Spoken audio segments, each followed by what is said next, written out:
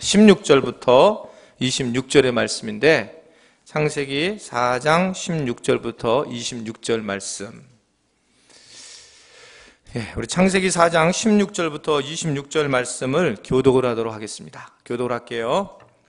창세기 4장 16절부터 26절 말씀. 가인이 여호와 앞을 떠나서 에덴 동쪽 놋 땅에 거주하더니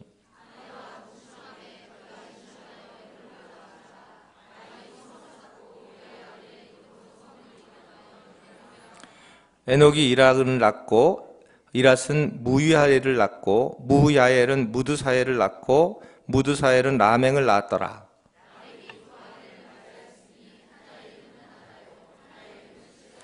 아다는 아발을 낳았으니 그는 장막에 거주하며 가축을 치는 자의 조상이 되었고,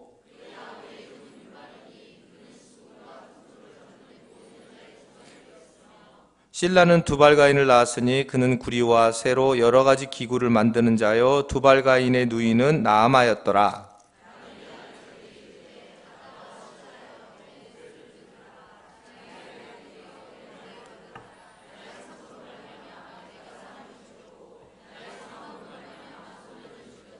가인을 위하여는 벌이 7배일진데 라멕을 위하여는 벌이 77배이리로다 하였더라.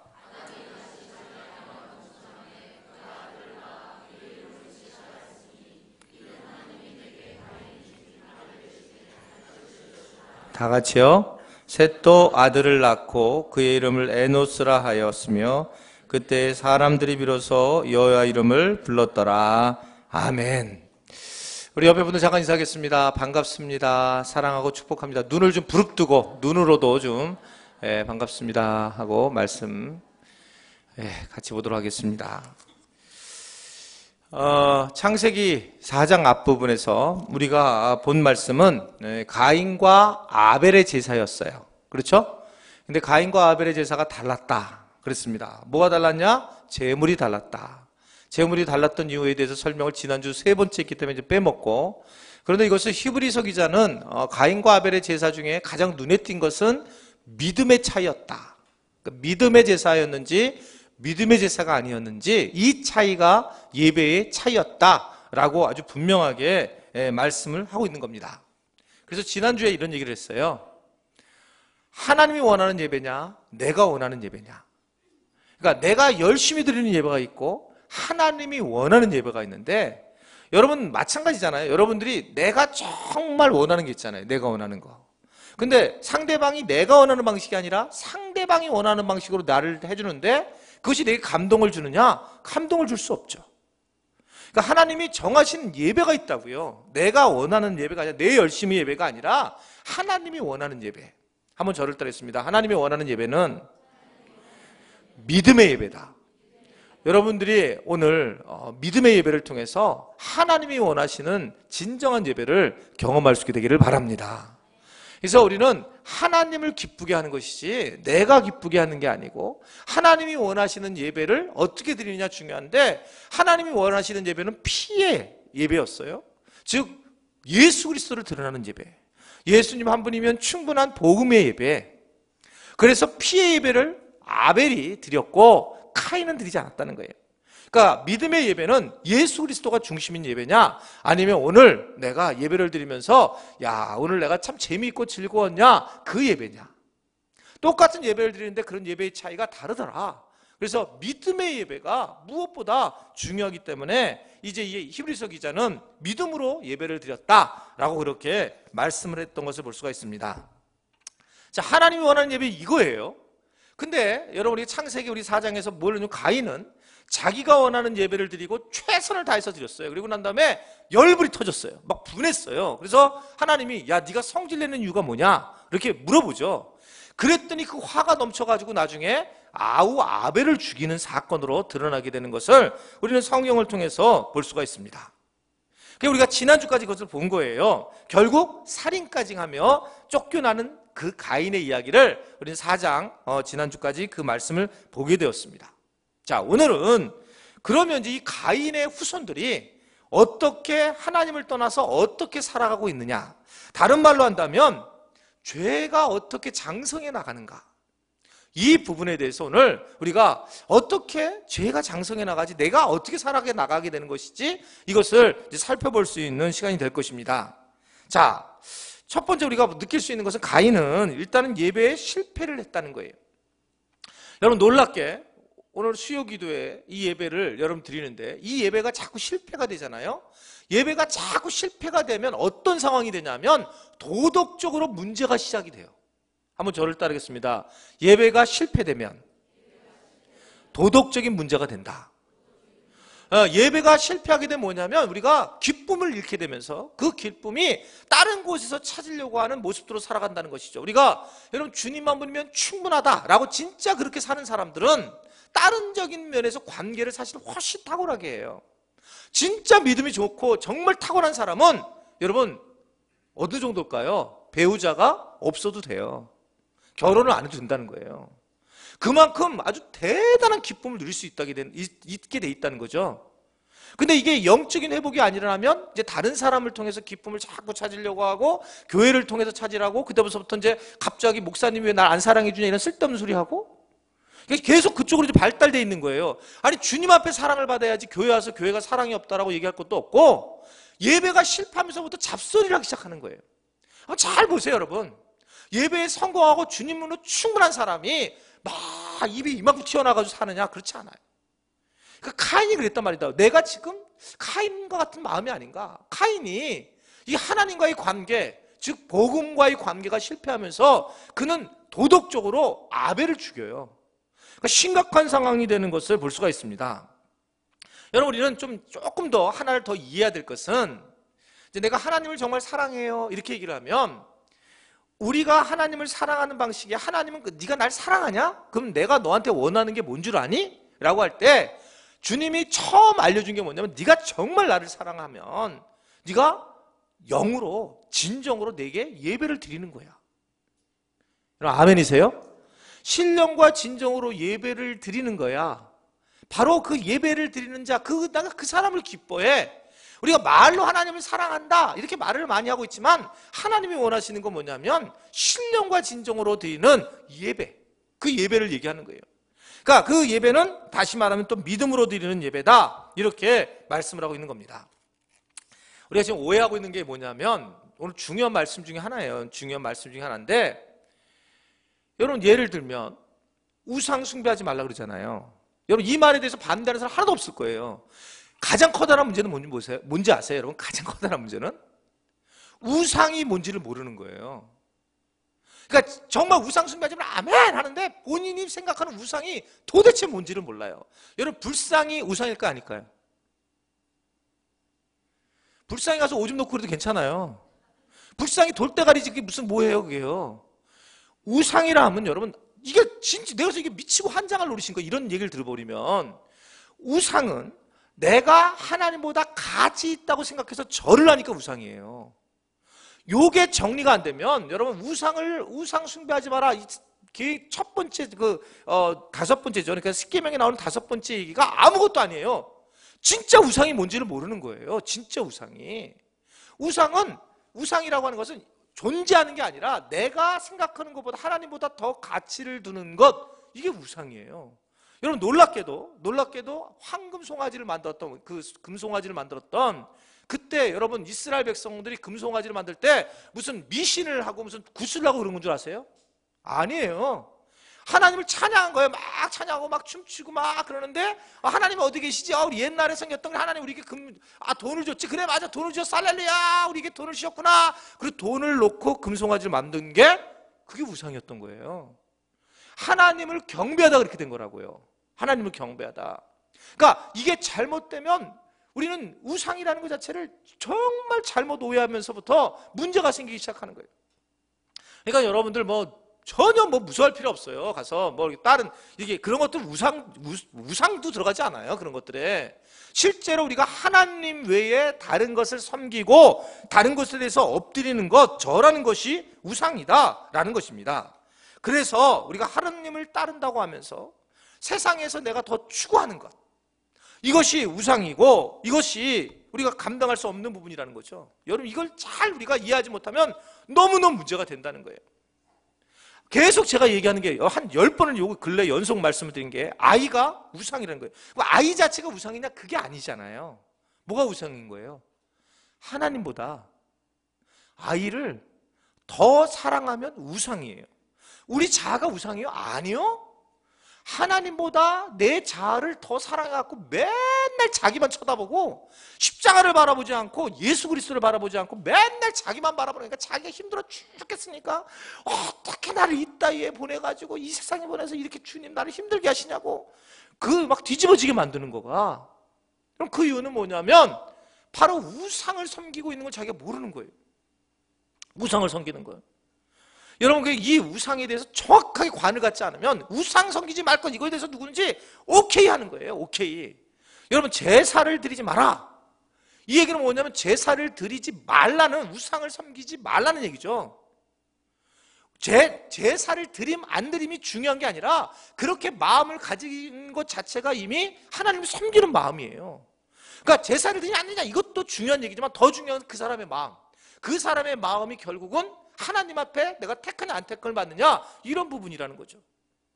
그러니까 이걸 잘 정리 안 하면 카인과 아벨 이야기를 도대체 정리하기 어려워요. 무슨 소리를 하는지 결코 알 수 없다는 겁니다. 사람에게는 종교성이 있어요. 종교성. 이제 우리 교회도 참 이걸 참 정리를 잘해야 되는데 이제 교회 건물 자체가 종교성이 있죠. 여러분들을 잘 아는 그 예를 들면 카톨릭 같은 경우는 특히 절도 마찬가지고 그 건물 자체가 굉장히 영적으로 지은 거예요. 절대로 그냥 지은 게 아닙니다, 여러분. 그 보면 뭐 제가 예전에 한번 얘기한 적이 있는데 다보탑하고 석가탑이 만약에 있다면 대웅전이 있고 그러면 그렇게 아주 그게 이 영성으로 지어서 거기 자리에 탁탁 있는 거지. 그걸 얘기 강의 들어보면요, 진짜 혀를 차요. 그러니까 카톨릭도 그래요. 이 카톨릭에 있는 그 자체에 있는 것도 너무너무 아름다운 거죠. 그래서 그냥 막 짓는 게 아니라 뭔가 영적으로 짓고 있습니다. 사실 갈등이에요. 이제 갈등의 중에 하나가 뭐냐면 교회도 마찬가지인데, 자, 교회가 영성으로 짓고 싶은 게 있어요. 교회도. 우리 교회도 나름 영성을 추구하면서 지은 게 여러 가지 있죠. 이렇게 예를 들면 그냥 시멘트를 놔뒀다든지 뭐 이런 것들은 우리 벌거벗은 몸을 가지고 세상을 향하고자 하는 마음 뭐 이런 것들이 여러분들은 그냥 시멘트 이러지만 저는 굉장히 의미가 있어요. 그렇게 졌는데 그렇게를 해놨는데 근데 이제 사실은 이 건물이 나중에 보면 이 종교개혁을 일으킬 때 문제가 이렇게 나는 건 뭐냐면 주로 건물이 우상화가 되는 거예요. 그러니까 여기를 갖다 슬리퍼 신고 올라와야 되느냐 구두를 신고 올라오느냐 이게 여러분 구두가 올바르냐 슬리퍼가 올바르냐 여기에 그래서 카페트를 깔고 빨간 카페트 타고 올라오느냐 그게 중요한 게 아니라 올라올 때 내가 정말 하나님을 경외하는 마음으로 말씀을 하거나 기도를 하거나 찬양을 하거나 그것이 더 중요한 문제지 슬리퍼를 신고 올 거냐 아니면 구두를 신고 올 거냐 별로 그게 중요하지 않다는 거예요. 이번에 저희가 체코로 갔을 때 체코의 그 종교개혁자가 대단히 이 독일보다 빨랐더라고요. 얀 후스라는 사람이 있었어요. 그래서 우리가 이번에 가족들이 여행하면서 그 얀 후스가 하는 그 종교개혁 교회들을 이렇게 가서 탐방할 기회가 있었어요.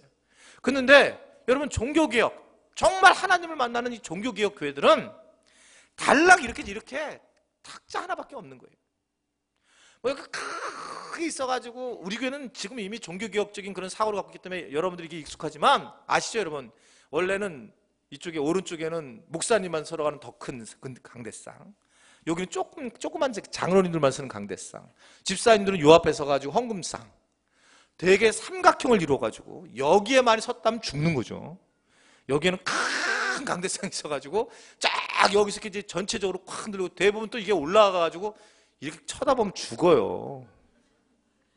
딱 위에서 쳐다봐야 되고 그렇게 만들었다고요. 그래서 교회가 점점 강대상이 높아진 거예요. 그런데 본래 종교개혁은 본래 이 우상을 타파하고자 하는 개신교 정신은 뭐냐면 그게 아니에요. 이런 거하고 상관없이 목회자가 가운 같은 거 상관없이 동일한 대제사장으로 동일하게 서서 올라오고 있고 그러니까 뭐 그런 거가 상관없이 그래서 하나님을 만나는 그런 것들인데 근데 왜 그런 것이 생겼냐면 우상 때문에 점진적으로 우상숭배가 된다는 거예요. 우상숭배가. 네? 우상숭배가 된다는 거예요. 그러니까 저도 이제 교회에서 제가 이게 개척할 때 개척을 하려고 박사학위를 받은 건 아니지만 근데 이제 개척을 하려고 박사학위 받은 건 아니지만 솔직하게 얘기하면 큰 교회 가려고 박사학위를 받았어요. 가방끈을 길게 해서 이력서를 좀 길게 해가지고 그래서 그 대형 교회를 가겠다. 그래서 사실은 나름 그런 막 생각을 해가지고 박사 공부를 하고 박사학위를 받았습니다. 그리고 난 다음에 저희 그때 첫째 누님이 살아계실 때인데 박사학위를 받았는데 가운이 없는 거예요. 박사학위 가운이. 그래서 박사 가운을 줬어요. 그리고 이제 박사 가운을 했는데 입을 데가 없네. 이게 그래가지고 못 모르고 나도 모르게 근데 이게 언제 입을지 모르고 그냥 그래서 한 번은 입어야 되는데 근데 제가 늘 주장하는 게 뭐냐면 박사 가운을 입고 왜 교회 목사님들이 성찬대 하냐는 거예요. 마음 상하더라고 아주. 그렇게 얘기해 놓고 나니까 이 박사 3개짜리 이런 박사는 여기 3개 이렇게 줄이 있는 거거든요. 그러니까 그거를 입을 기회가 없는 거예요. 그래서 모르고 내가 한 번을 딱 우리 교회에서 입었어요. 우리 전도 윤 전사님이 못 모르고 그거를 저한테 가져와가지고 제가 성찬식 때 그거 봤는데 진짜 입다가 얼마나 창피한지 막 이러고 성찬식 하려고 그랬지 이러고. 근데 이게 사실은 가만히 보면 이게 내가 드러내는 거구나. 근데 여러분 하나님이 뭔가 드러내려고 한다 이 자체가 우리에게 우상이에요. 그러니까 뭔가 내가 드러내려고 하는 마음이 있었을 때 그런 것들 때에 우상이 된다라고 하는 걸 볼 수 있습니다. 오늘 16절의 말씀 보세요. 자, 16절에 이제 가인의 이야기가 나오는데 16절 말씀 우리 한번 다 같이 말씀 읽겠습니다. 시작. 가인이 여호와 앞에 지나서 에덴 동쪽 놋 땅에 거주하더니 가인이 어딜 떠났다고요? 여호와 앞을 떠났다. 이게 무슨 소리일까요, 여러분? 여호와 앞을 떠났다. 이 말은 뭐냐면 여호와 앞을 떠났다 그러잖아요. 여호와 뒤를 떠났다는 게 아니라 옆도 아니라 왜 앞이라고 그랬을까? 이것은 하나님과 얼굴을 마주한 것을 얘기를 해요. 여러분 모세는 이스라엘 백성하고 다르게 성경을 보면 이스라엘 백성은 하나님께 기도하였더니 이렇게 얘기하지만 출애굽기를 보면 모세는 하나님과 대면하였더니 이렇게 나와요. 그러니까 얼굴을 마주봤어요. 하나님과 얼굴을 마주봤다고요. 기도하는데 하나님과 얼굴을 마주보는 거예요. 이것을 뭐라고 하냐면 교제한다고 그러는 거예요. 교제. 하나님과 여러분 얼굴을 맞이하는 우리가 눈으로 보는 게 영적인 눈으로 보는 거죠. 그렇게 마주하고 봐야 되는데 이 지금 가인은 이제 여호와 앞을 떠났다 이렇게 말씀이 시작되는 겁니다. 그러니까 하나님과 교제하는 걸 떠났다는 거예요. 그러면서 에덴 동쪽 놋 땅에 거주했다. 왜 떠났을까? 우리가 여러분 이걸 이미 알고 있습니다. 왜 가인이 떠났나? 우리가 가인을 왜 떠났을까? 라고 했을 때 이미 가인은 예배에 실패했어요. 아시죠? 그리고 동생이 어디 있느냐고 책망을 들었어요. 그러니까 하나님 앞에 그런 책망을 듣고 혼이 나니까 이 가인이 결국 그때마다 혼이 나는 느낌이 드니까 떠나게 됐는데 여러분 우리가 한번 가만히 생각해 보세요. 제일 힘들어하는 분들이 뭐냐면 제일 문제가 되는 분들이 내가 교회를 나오는데 교회를 빠졌는데도 내게 아무 일이 안 일어났다. 이런 분들은 굉장히 행복한 것처럼 보이지만 여러분 그것은 결국 하나님을 떠나는 가능성이 많은 것을 보면 어느 것이 더 행복하냐면 내가 이상하게 내가 예수를 믿고도 어렵고 힘들다라고 했을 때에 하나님께서 사랑하시는 분들한테는 여러분 매를 더하시는 거예요. 분명히 하나님의 원리가 그렇습니다. 하나님께서 원리를 분명히 하신 것은 하나님을 사랑하시는 분들에게 징계를 하시는 거예요. 아멘? 여러분들이 그렇단 말이에요. 여러분들의 자녀들이 여러분들의 자녀가 진짜 걔가 못마땅할 때 어떻게 해요? 진짜 못마땅하면 여러분들 어떤 마음이 드냐면 진짜 걔를 사랑하면 매를 들지만 걔를 포기하면 아예 무시해버리잖아요. 여러분 오늘 이 카인에게 하나님이 정확하게 말한 거예요. 정확하게 카인에게 너 뭐해 하느냐? 넌 왜 그래? 하고 얘기했을 때 카인이 정확하게 그 대답을 했어야 되는데 사랑을 해야 돼. 사랑하는 것을 고백하는 걸 알았어야 되는데 오히려 하나님께 죄를 회개할 시기에 그는 하나님 앞을 떠나버린 거예요. 하나님 앞을 떠나가지고 하나님을 포기하게 되고 하나님과의 교제를 포기하고 하나님의 간섭과 책망이 없는 곳으로 가게 되었다. 이렇게 말씀하고 있는 겁니다. 그것이 이름이 어디예요? 에덴 동쪽의 놋. 그러면 놋이 무슨 뜻인지 알아야 되거든요. 항상 이 히브리어는 놋은 무슨 뜻이냐면 저를 따르겠습니다. 방황하다. 예, 방황한다, 유리한다 라는 뜻이 놋 땅으로. 그러니까 그는 하나님을 떠나서 방황하는 삶을 살아가더라는 거예요.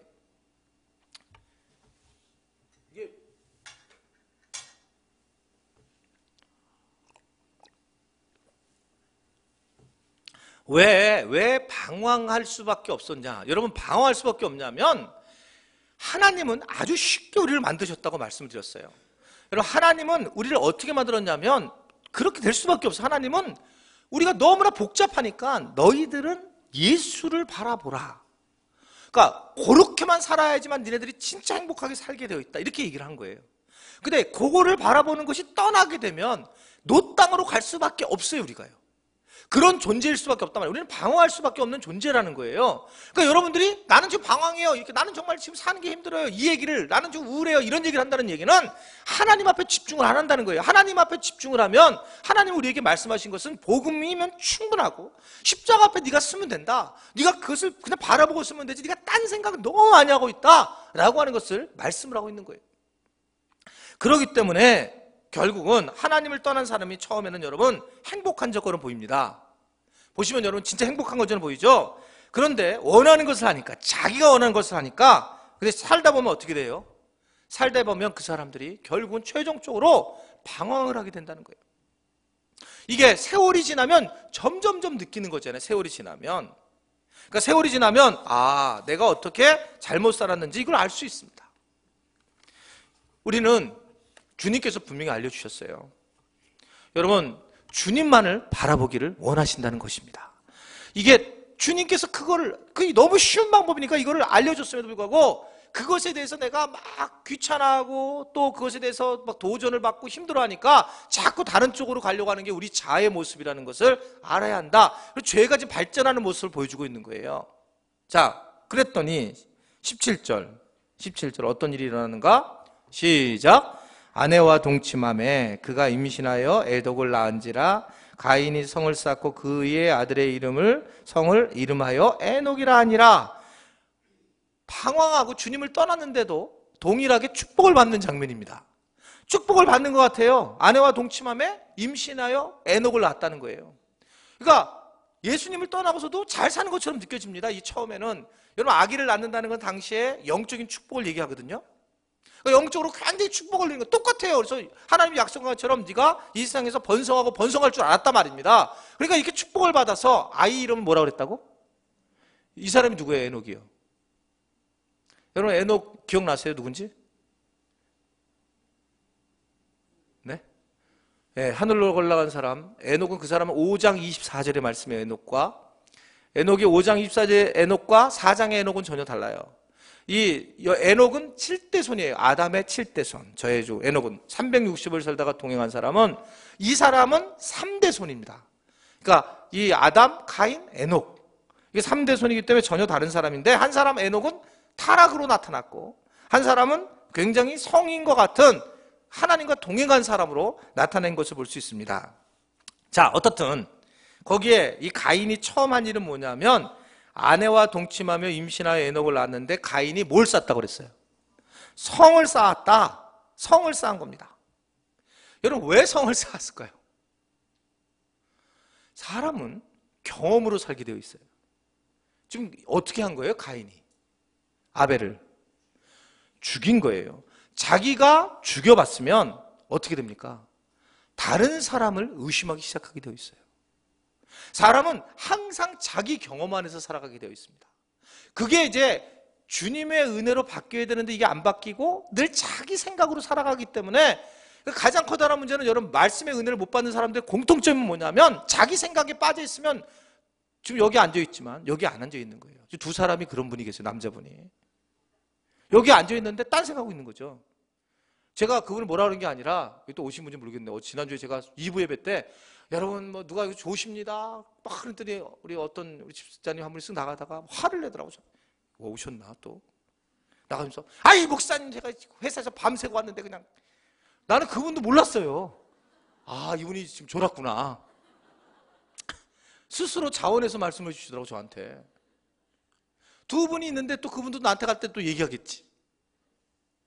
근데 이게 여러분 신기하게, 이게 자기 생각이 내 생각을 갖다가 그렇게 놓아버리고 갖고, 그 생각을 놓아버리면 하나님의 말씀이 들어오지 않게 되어 있는 게 우리의 모습이에요. 본질적으로. 왜냐하면 성을 쌓거든요.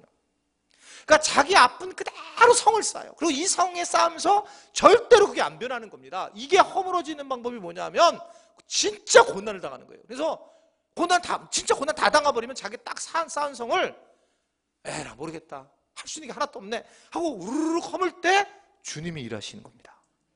성을 쌓아요. 모든 사람이 자기도 모르게 성을 쌓는 겁니다. 그래서 성을 쌓아서 판단을 하는 거예요. 그리고 성을 쌓아서 열어주지 않는 거예요. 여러분, 우리 교회가 가지고 있는 큰 장점은 성을 허물게 하는 거잖아요. 성을 허물게 하려고 계속 그러잖아요. 마음을 내려놓고 마음을 열게 하고 계속 조그만 소그룹 속에서 계속 마음을 나누게 하고 그대로 인정하라. 이 얘기는 뭐냐면 결국 그 성을 허물게 한 겁니다. 자기가 쌓아놓은 성.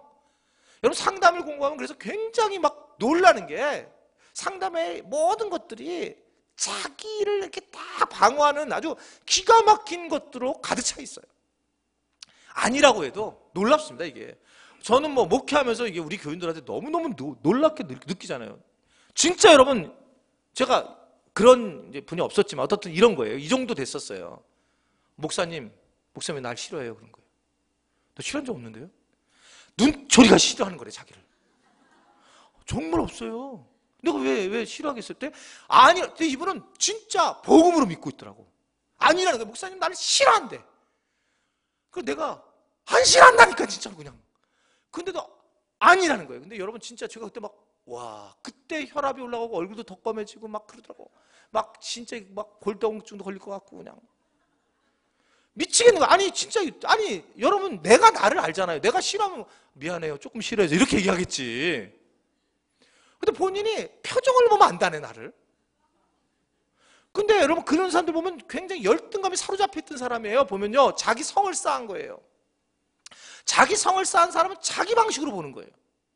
그러니까 결국 카인이 죄를 범했는데 아기를 낳는 축복처럼 생각했는데 아기를 낳고 그가 한 일은 뭐냐면 성을 쌓았어요.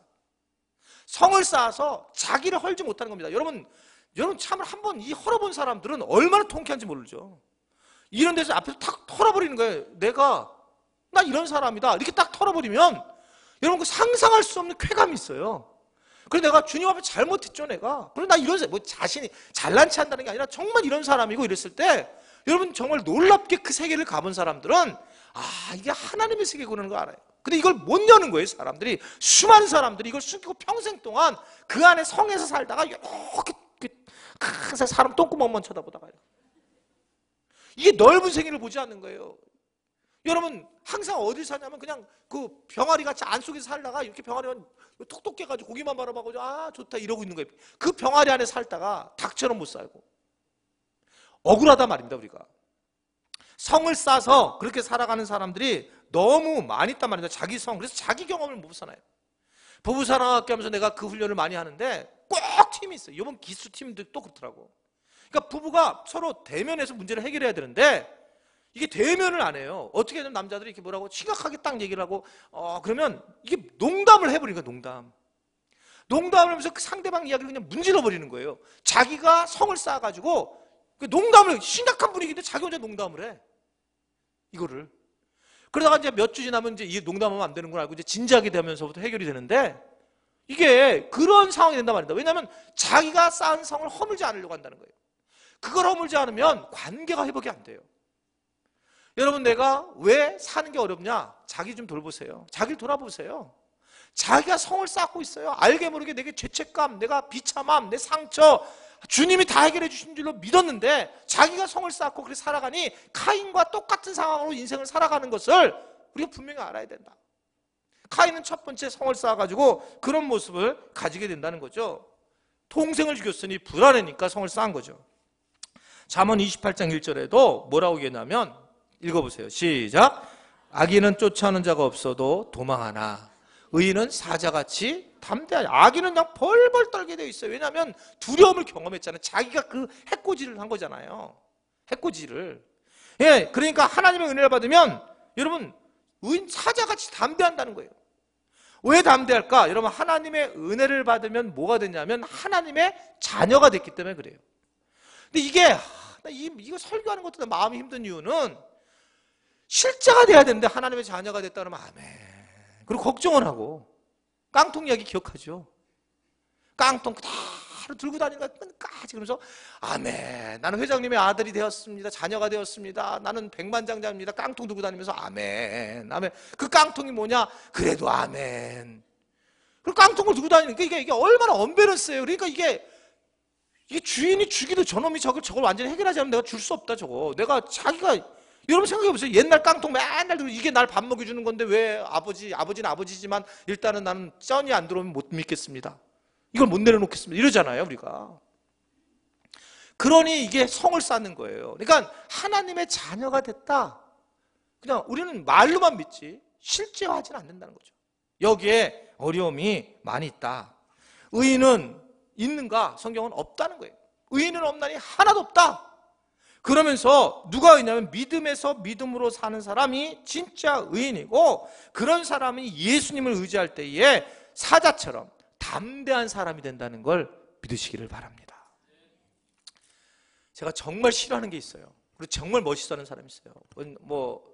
아마 여러분들 나중에 소개하게 될 거니까 제가 이번에 오늘 얘기는 안 하겠습니다만, 이번에 생명식탁에 가서 정말 귀한 분을 만났어요.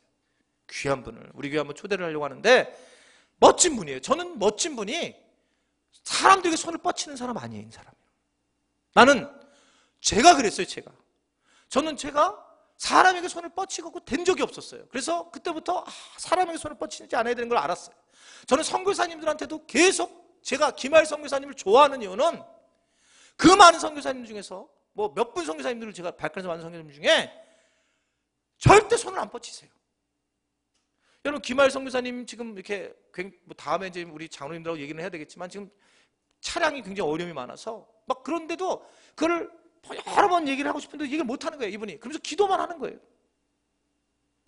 저는 하나님이 일하시도록 해야 된다고 생각해요. 근데 사람이 먼저 나가서 도와주세요 이렇게 얘기를 하게 되면 이게 벌써 상대방도 힘들어져요. 하나님이 일하시도록 해야 돼요. 여러분들이 하나님이 일하시도록 기도하시기를 바랍니다. 이게 내가 일을 하기 시작하면 여러분 주는 사람도 기분 나쁘고 받는 사람도 기분 나쁘고, 선교직 하는데 제가 선교사를 무슨 돈을 막 주는 사람입니까 우리 교회가? 그런 것도 아니고 그런지도 않은데도 기분이 안 좋아요. 근데 기도를 하시고 딱 있는 분들은 이게 흘러 들어갈 때 달라요. 이게요. 그냥 정말 주님께서 놀랍게 끌고 들어가시는 걸 느끼는데, 인위적으로 할 때, 여러분 이게 하나님 일을 하는 사람들이 인위적으로 그렇게 할 때 정말 비참한 거예요. 이 사자처럼 담대하다는 얘기는 여러분 정말 담대하게 사세요. 내가 없는 건 없는 거예요. 있는 건 있는 거고, 내가 건강하면 건강한 거고, 약하면 약한 거고, 내가 상처를 받았으면 받은 거고, 그러나 나는 하나님의 자녀잖아요. 그게 놀라운 은혜잖아요. 우리의 신분에 대해서 정확하게 말씀을 하니까 그걸 가지고 담대하라, 사자처럼 너희가 담대하라, 이 말씀을 믿으시기를 바랍니다. 좀 쫀쫀하게 지금 그렇게 살지 마세요. 지금요 쫀쫀하게. 쫀쫀하게 살지 마세요. 지금 발칸 간다고 돈 얼마 된다고 하면 쭈쭈쭈 해가지고. 나 진짜 이해가 안 되는 거예요. 그런 거 여러분 돈 없어서 발칸 못 간다 이런 쏠데없는 소리 하지 마세요. 그러면 새총으로 쏠 테니까 그냥. 이게 뭐예요? 이게 지금 주님 앞에 이게 주님이 안 채워주실 것 같아요. 그걸요? 답답하고 진짜 답답해요. 내가 가면 애가 밥을 먹어서 굶어 죽는데나? 죽으라고 그러지. 그러면 숨겨지. 그게 진짜 답답해요. 답답해. 하나님의 일을 못하게 해요. 하나님의 일을. 여러분 남아서 선교 가는 사람이 어디 있겠어요? 여러분 남아서 수원에 사는 사람이, 강남에 있는 사람 몰라도. 허리 아파.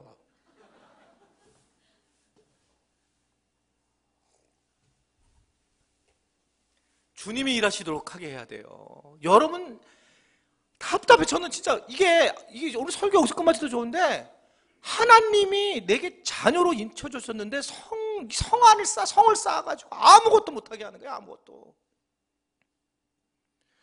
여러분 이걸 주님이 일하신 거 그냥 바로 반응해서 움직여야지, 이거를 가지고 내가 하면 우리 집 굶어 죽고 뭐하고, 절대 그럴 일이 없어요. 절대. 그러니까 우리가 주님을 믿는 거지. 이게 무슨 자기가 계산한 대로 되면 내가 주님이지? 이게 그래가지고 가다가 또 몸이 아파가지고 죽으면 어떡하나. 죽으면 순교라니까요. 실제로 여러분 이스라엘 갔다가 온누리교회에 팀들이 3명이 70먹으신 이상 권사님들이 가시다가 이스라엘 갔을 때요. 하영조 먹이시게 있을 때 신문에 안 나왔어요. 3명이 돌아가셨어요. 비행기에서. 그래도 이분들은 이미 올라가면서 다 사인하고 갔어요. 내가 죽으면 순교자다. 행복한 거지 뭐 그게. 아이 성지 가다가 죽으면 정말 행복한 거죠. 그리고 보험도 많이 나오고. 이게 그냥 여러분 누워가지고 그리고 탁 돼가지고 이렇게 죽지 마셔야 돼요. 정말 주님을 간절히 기도해야 돼요. 가다가 주여 발칸 가다가 떨어져서 별 떨어지면 딱 그 보험비 나오면 우리 후배들한테 다음 세대, 아까 누가 다음 세대 기도했잖아요. 다음 세대 이거 탁 교육관 헌금 주여 3억 나오게 해주옵소서. 내가 죽어가지고 탁. 그래야지. 이게 무슨 뭐 하나님의 사람들을 멋지게 살아가지고 왜 이렇게 빨리 안 죽게 하십니까 주님? 비행기를 떨어뜨려야 되는데. 이게 주님 중심으로 살아야지. 매일 자기 중심으로 사니까 늘 우울증에만 걸리고 늘 그냥 뭐 주님이 계실까? 본인 마음이 없으니, 본인이 중심이 그것에 안 잡혀있으니 주님의 일을 하고 있지 않은데, 주님 앞에 중심을 두지 않는데 어떻게 사자같이 살 수 있겠어요? 담대하게 믿음으로 사셔야 됩니다. 의인은 없다는 게 원래 없다는 거예요. 저분은 왜 저렇게 믿음 좋지? 아니요, 없었어요. 근데 의인은 믿음으로 말미암아 살리라. 아멘이세요? 그게 믿음으로 사는 거예요. 믿음으로 사는 게 그냥 정말 주님이 살아계시는 듯 살아야지. 살아계시듯 자기가 성 쌓고 그냥 맨날 가인처럼 눈 풀려가지고 사는 게 이게 어디 신앙생활이겠어요? 수요기도에 나오신 분이니까 이렇게 하는 거예요. 믿음이 그래도 있다고 하니까. 주일날 제가 이렇게 성질 내야 되겠어요? 교회 다 안 나오지 교인들이. 주일 그래서 수요일 나오는 분들은 믿음이 좋은 분들이시니까, 순교를 각오할 분들이니까. 아멘이 아니에요? 끝내 아멘 안 하네? 왜? 아주 하나님의 뜻을 진짜 모르는 거예요. 여러분, 이게 내가 주여 순교하겠습니다 그러면 절대 하나님은 야 네가 원하는 거 안 해. 하나님은 원래 원하는 거 안 시켜요. 근데 아멘 안 할래 이런 사람들을 꼭 순교시킨다니까. 진짜 그래요. 여러분 보세요. 제가 신기해요 그게요. 또 뺀제리들 주님은 꼭 여러분 주여 내가 어떻든 이렇게 좀 난 되기 원해요. 그럼 절대 이렇게 안 돼요. 이게 아주 놀랍습니다. 이게요. 이게 여기 어디야 지금. 18절 말씀. 18절 말씀. 자, 18절 말씀이에요. 자, 시작.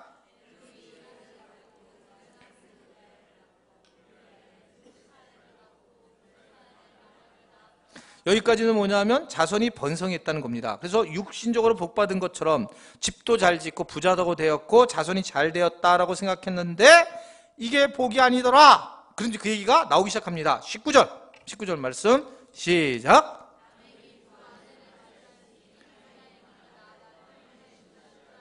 여러분 여기서 드디어 뭐가 생기냐면 가정에서 첫 번째로 이제 한 해가 생기는 사건이 벌어지기 시작해요. 지금까지 봤더니 잘 사는 줄 알았어요. 죄인들도 잘 사는 줄 알았어요. 그런데 첫 번째로 아내 2명이 생기더라. 자, 이건 남자들의 입장에서 보면 너무 좋다. 결혼한 지 그러니까 나이가 한 40 넘은 분들은 그때부터 알아차리죠. 2명 죽었다. 이게 놀라운 게요. 바람을 피우는 사람의 공통점이 있는 게 뭐냐면, 바람을 피우는 사람들은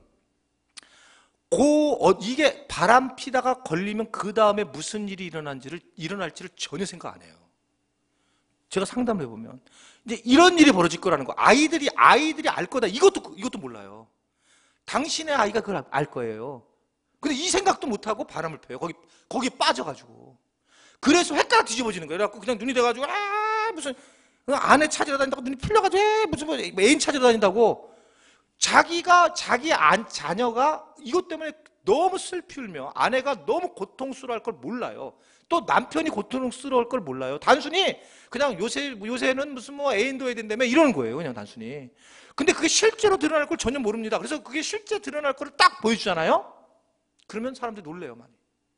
실제 드러날 일을 본인들이 모르니까 죄성에 빠지니까 그냥 그거에만 집중하는 거예요. 그러니까 몰라채리니까 굉장히 어려움을 겪는 거죠. 모르니까. 이게 진짜 몰라요, 본인이. 그런 일이 일어날 거를 모르는 거예요. 그러니까 끝까지 숨겨질 거라고 생각합니다. 이게 알려지지 않을 거라고 생각하는 거예요. 거의 100% 알려진 때도 그렇단 말입니다. 여러분, 자, 그러니까 아내 둘을 갖게 됐다. 그럼 아내 둘이 갖게 되면 어떻게 될까? 텔레비전에는 무슬림들이 지금도 이렇게 해죠. 세컨드, 서드, 포스 이렇게 했고 쭉 나요. 그래서 서로 얘기를 한다는 거죠. 뭐라고 얘기하냐면, 그럼 어떻게 삽니까? 방송을 보면 여러분, 4명이 첫 번째, 두 번째, 우리는 잘 지내요. 첫 번째 언니, 두 번째 언니 이란다는 거예요. 여러분, 무슬림 선교사들한테 물어보세요. 여러분 그냥 물어보지 마. 선교사님도 안 물어보고 여러분 상상해 보세요. 아내가 둘인데 남편이 있는데 너 들어가. 난 안 할게. 이렇게 할 것 같아요? 그냥 생각해 보세요. 그냥요. 이게 무슨 선교사님 얘기를 안 들어도 이미 그건 가정이 파탄이죠. 이게 두 명인데 이게 아내가 아다와 실라 이 두 명이 이게 서로 그냥 우리가 언니예요, 전 동생이에요. 언니 남편이 내 남편, 내 남편이 언니 남편. 우리는 서로 행복해요. 이게 돼요? 이게 말이?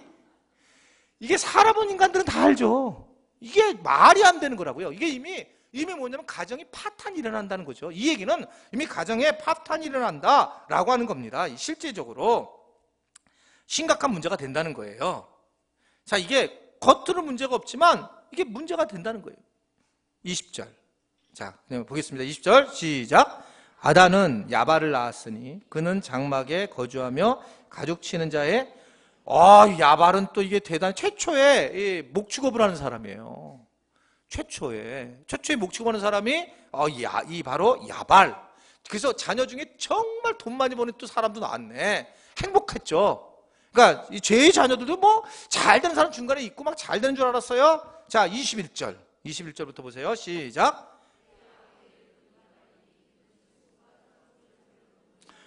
수금과 퉁소를 잡는 모든 자의 조상이 되는데 최초의 음악가가 이름이 누구라고요? 유발이에요. 유발. 최초의 음악가. 근데 그 음악가가 잡은 게 뭡니까? 퉁소와 수금. 여러분, 이 퉁소와 수금은 이 소리는 평안남도 함경에서 울리는 소리입니다. 그런 소리 있잖아요. 퉁소가 정말 슬피 우는 소리죠. 이게 퉁소와 수금인데 여러분 예술가의 자손이 되었다는 건데, 음악을 하는 사람들의 공통점이 문제가 뭐냐면 음악을 하는 사람들이 예수님 앞에 안 서면 정말 우울해져요. 예술가들이. 여러분, 우울하지 않으면 예술을 할 수 없어요. 저는 영문학을 한 사람이죠. 셰익스피어가 5대 희극도 있어요. 근데 유명한 것은 5대 비극이에요. 그러니까 예술을 한다 그러면 저 사람은 우울하고 슬퍼하는 사람들입니다. 실제로 그럴 수밖에 없단 말입니다. 그래서 예술인들은 대부분 거의 이상처럼 술독에 빠져 있고 늘 담배 피고 막 이래가지고 또 여자들도 많고 막 그래서 이런 사람들이 예술가가 되는 거예요. 근본적으로. 그래서 약간 이게 바르게 살면 여러분 예술가가 되기 어려워요. 실제로 이렇게 보게 되면 정말 시 쓰는 사람들은 자기를 외롭게 만들어야 돼요. 부부관계가 좋은데 이별. 저녁에 아내를 얼굴을 보니 너무 예쁘다. 이렇게 쓸 수 있겠어요? 아내한테 좀 이렇게 좀 찌들려가지고 근데 저 인간하고 왜 결혼했지? 그러면서 다 밤차를 타고 쭉 부산을 내려가면서 거기서 인생이란 왜 이래야지 뭐가 시가 나오지. 이게 밝고 건강하면 안 나오게 돼 있어요. 이게요. 이게 본래 그 유발이 그랬단 말입니다. 그래서 예술인들은 항상 그랬다는 거죠. 시간이 지났지만 영상 하나 볼게요. 영상 하나. 예술가들은 좀 피아노 치는 거.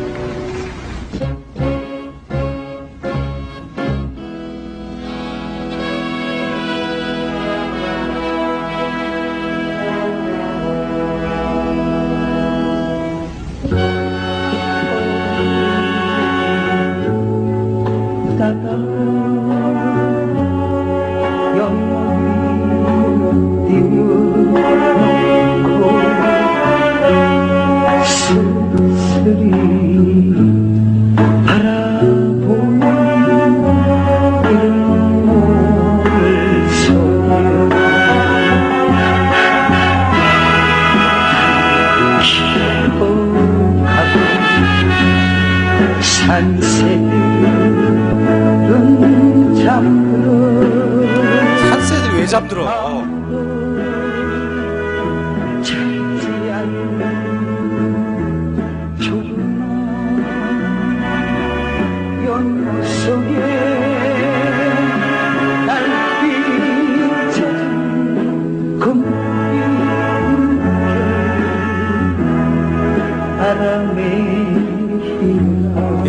이분은 저러다가 그냥 주님 곁에 갔어요. 바로 주님 곁에 갔는지는 모르겠지만 제대로 못 갔겠지만 김종호 이름 모를 소녀. 똑같은 핸델이라는 사람이 있죠. 이분이 유행가를 만들었던 사람이에요. 50이 돼서야 그 유명한 메시아를 지읍니다. 그분도 동일하게 우울하게 살다가 주님을 만나고 난 다음에 할렐루야를 만들어요. 메시아 보겠습니다.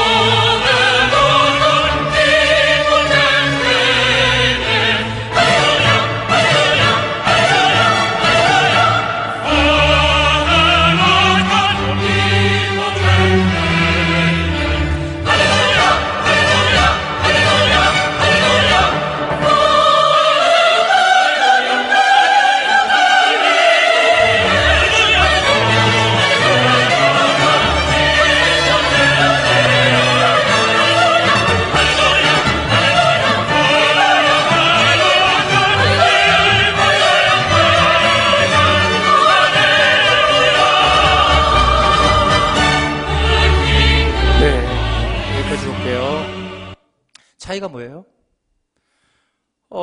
김종호는 그분을 욕하려는 거 아니에요. 대표적으로 그냥 떠올라서 그런 건데 그분은 자기 마음에 초점을 둬서 곡을 한 거예요. 한델은 하나님 앞에 초점을 둔 거예요. 하나님께 영광을 돌리는 곡과 자기 연민에 빠진 곡을 여러분 보시는 거예요, 지금요. 이 차이는 하늘과 땅이에요. 그러니까 이게 유발이라고 하는 사람을 만들었지만 나았지만 이게 이 사람이 이런 모습이었다라고 지금 얘기한 거 있단 말입니다. 이미 이 여러 가지로 어려움을 겪고 하나님을 찬양하는 게 진짜 예술가라는 거죠. 그러니까 아이들을 여러분 가르칠 때 노래 잘하는 게 정말 중요하지 않아요. 진짜 그 아이가 얼마나 하나님을 찬양하는지. 그래서 저는 박정현 또는 그다음 누구지? 박정현이라든지 그리고 선혜, 소양 얼마나 멋있는지 몰라요. 그런 사람들이. 선혜는 이번에 결혼했는데 박진영이 그랬다는 거죠. 선혜한테 얘가 들어올 때부터 나는 얘가 내 스승이었다. 연습생 때부터.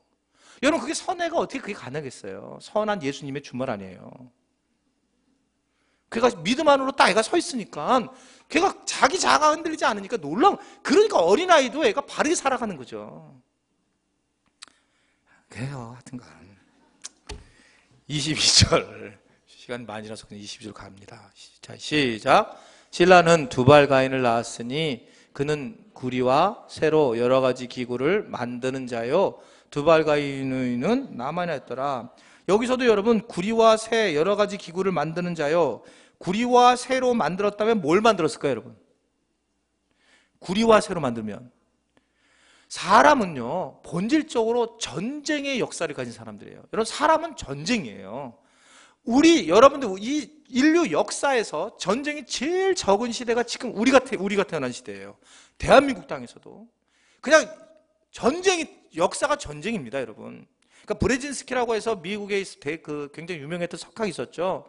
그 사람이 쓴 책을 보면 모든 거를 전쟁으로 풀어버려요. 그러니까 이 한반도에서 지금 북한이 핵을 가지고 있는데 전쟁이 일어날까 안 날까 할 때 여러분 미국이 전쟁을 일으키게 하는 게 아니에요. 여러분 로비스트들은 다 어디냐면 로비스트들은 다 이게 다 군수 분들이 다 로비스트예요. 왜냐하면 이 무기를 없애지 않으면요 경제가 활발하게 안 움직여요. 그러니까 왜 경제가 지금 이 전 세계 경제가 이렇게 지금 잡혔느냐 그 이유 중에 하나가 전쟁이 안 일어나서 그렇다는 거예요. 이게 논리가 이상하죠. 전쟁이 일어나면 전쟁 물자를 다 쓰고 그다음에 거기 필수품을 그냥 다 때려 부수잖아요. 집들이고 뭐드고 다. 또 사람을 확 죽여버리잖아요. 그러면서 수많은 뭔가 필요품이, 대용품이 생기잖아요. 그러니까 공장이 다시 살게 되고 또 다시 그 모든 것들이 채워지기 시작하는 거예요. 그리고 자기네 있는 그 모든 그 무기들을, 재래 무기들을 다 써야지만 새로운 무기를 만들 수 있는 거예요. 근데 몇 조, 몇십 조 된다는 거죠. 그래서 전쟁을 일으키는 거예요. 북한에서도 얼마든지 전쟁을 일으키려면 이건 로비스트들이 하는 거예요, 로비스트들이. 그러면 그냥 쏴대버리는 거예요, 그냥요. 그러니까 이게 우리가 기도해야 될 부분이라고요. 이게 이게 막연하게 안 일어나지. 지금 여러분 전혀 알 수 없는 거예요. 북한을 못 믿으니까. 이게 또 미사일 자체가 이미 사정거리가 미 본토까지 됐다고 그러는데 이게 가만히 있을 거예요, 미국이? 절대 그렇지 않을 거예요. 이게 그런데 실제로 당시에도 이게 두발가인이라고 하는 자가 무기를 만들었다라는 겁니다. 무기를. 그래서 여러분 성경에서 말하는 것은 구석기, 신석기, 청동기가 아니에요.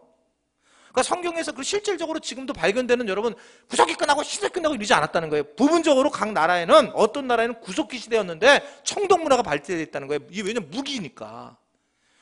그래서 이게 혼합되어 있다. 지금은 그게 정확하게 정리가 되지 않았어요. 각각 나라에서 발견되는 게 다르게 발견되고 있습니다. 지금 순서가 그렇지 않다는 거예요. 무기 때문에. 무기는 아주 강력한 걸 만들기 원해서 그런 상황에 이루어졌다라고 얘기하고 있단 말입니다. 자, 이렇게 아주 굉장한 사람들이 이제 잘 자녀로 나오는데 예술가도 나왔고 부자도 나왔고 무기를 갖다 파는 무기상들도 나왔고 또 누가 나오냐? 23절. 자, 23절 시작. 라멕이 아내들에게 이르되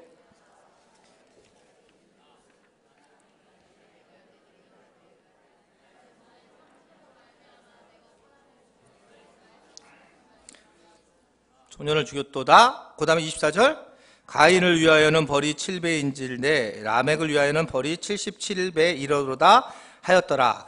라멕이 아내들에게 이르되 한 칸 떴다는 얘기는 시라는 거예요. 시. 이게요. 시. 자, 시인데 문학적인 시라고 얘기를 하는데 아내들에게 얘기를 하는 겁니다. 잘난 체에게 지금 아내들한테 얘기를 해요. 이 라멕이 가다와 실라요. 그러면서 아내들에게 자랑을 하는데 뭐라고 했냐면 내 말 좀 들어봐라. 나의 상처로, 내 상처는 여기서 어떤 상처냐면 히브리어 원어를 보면 요게 조금 상처를 당한 거, 요 상처예요. 약간의 상처로 이게 얼룩이지는 그 상처로 말미암아 내가 어떻게 했냐면 사람을 죽였고 나의 상함으로 말미암아 소년을 죽였도다. 이게 무슨 소리예요? 여기서 나의 상처는 가인이 지은 죄예요. 가인이 지은 죄로 상처로 말미암아 내가 사람을 죽였다 이런 거예요. 근데 이번에는 이 라멕은 나는 내가 그냥 내가 마음이 상했는데 난 소년을 죽였어 이런 거예요. 지금요 자기가. 지금 말 이해돼요? 이해가 안 되는군요. 그 가인은 그 조그만 마음의 상처 때문에 자기 이렇게 흔적 때문에 뭘 죽였냐면 자기의 형제인 아벨을 죽였다는 거죠. 근데 나는 그런 형제도 아닌 내가 조금 마음이 상했는데 내가 소년을 죽였다. 그냥 사람 죽였다 이거예요. 그랬더니 24절 가인을 위하여는 벌이 7배이지만 라멕을 위해서는 벌이 77배로다. 나는 죄 훨씬 많이 졌어. 지금 벌이 77배까지 많아. 그렇게 지금 이야기를 하고 있는 겁니다. 그러니까 70배를 나는 받아야 되겠지. 왜냐하면 이게 가인은 그냥 저기를 죽였으니까 가인은 형제를 죽였으니까 7배 받았는데 나는 그냥 동네 사람 그냥 죽여버렸어요. 그 얘기예요. 그러니 나는 몇 배 받아야 된다고? 70배 벌을 받아야 되겠지. 그래서 이게 누구를 조롱하는 거예요? 하나님을 조롱하는 거예요. 지금요 라멕이 하나님을 조롱하는 겁니다. 하나님을 조롱하는 시를 지금 하고 있단 말입니다. 이게 무슨 소리냐? 이게 라멕이 보니까 무슨 소리냐면 이 얘기예요. 라멕이 가만히 보니까 가인도 죽지 않더라. 하나님이 살아계시다면 어찌 그런 악한 사람들을 살려주는 건가? 그러면서 자기가 나도 70배 받겠지 이렇게 지금 인간의 아주 최악의 모습을 보여주고 있더라는 거죠. 여러분 하나님이 왜 그러실까? 하나님은 항상 회개할 기회를 주셔요. 하나님이 주신 것은 늘 사랑의 하나님이기 때문에 회개할 기회를 반드시 주는데 하나님을 회개할 기회를 그걸 모르고 자기가 나중에 이게 문제가 될지는 모르는 거예요. 하나님은요 여러분 알곡만 놔두는 게 아니라 알곡과 가라지를 둔다 그랬죠. 그리고 언제 때 끝나는 거예요. 추수, 심판 이 단어가 현재는 그대로 놔두겠다는 의미잖아요. 그렇잖아요. 추수를 한다 얘기하는 것은 그대로 놔둔다 이 의미잖아요. 그렇기 때문에 하나님은 나중에 한다는데 이걸 과정에서 뭐라고 그러냐면 이 과정에서 나는 문제 없다는 거예요. 나는 그런 얘기를 하고 있는 거예요. 나는 그냥 괜찮아 내가 별 아무 일도 없는데 지금 그러면서 내가 70배나 받겠지 이러면서 하나님을 조롱하는 모습을 보이고 있더라는 겁니다. 자, 여기까지는 굉장히 어두운 얘기입니다. 그러니까 참 심각한 얘기죠. 인간의 죄악, 이 죄악의 가문이 어디까지 번져가는가라는 걸 볼 수 있는데, 그 다음 마지막 25절, 26절은 이제 가장 밝은 이야기가 나와요. 25절 시작. 다시 자기 아내와 동침함에 그가 아들을 낳아 그의 이름을 셋이라 하였으니 이는 하나님이 내게 가인을 죽인 아벨 대신에 다른 씨를 주셨다 하미요 라는 말씀이 나옵니다. 셋이라는 뜻은 결국 택함을 받은 자라는 뜻이 있어요. 그러니까 택함을 받은 자, 결국 하나님만 의지하고 택함을 받은 사람, 이 사람만을 이야기하고 있단 말입니다. 즉 하나님만 믿으면 된다는 거예요. 그냥 뭐 다른 걸 생각하지 말고 그냥 하나님께서 나를 택해 주셨고 다른 씨를 주셨구나 라고 생각하고 하나님만 믿으면 된다. 그래서 겸손하게 주님이 하신다는 걸 고백을 한다는 겁니다. 그래서 셋이라고 하였으니 하나님이 내게 가인을 죽인 대신 다른 씨를 주셨다. 그래서 주님이 하셨구나. 고백을 하는 거예요. 주님이 하셨구나. 내가 한 게 아니라 주님께서 그 일을 하셨구나 라고 이렇게 고백을 하면서, 그러면서 이제 그 유명한 26절의 말씀을 하는데, 셋도 아들 낳고 그의 이름이 에노스라고 했는데, 에노스는 연약과 약함이에요. 연약함과 약함. 그러니까 연약함과 약함이라고 했는데, 그때서야 사람들이 비로소 뭐라고 불렀다고요? 여호와 이름을 부르기를 시작했다는 겁니다. 그러니까 그때까지는 뭐라고 불렀을까요? 하나님 이름이 없었던 거예요.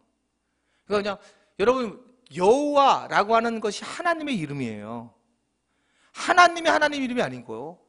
하나님은 여러 군데서 하나님이라고 그래요. 근데 기독교는 여호와 야훼 하나님이라고 그러는 거예요.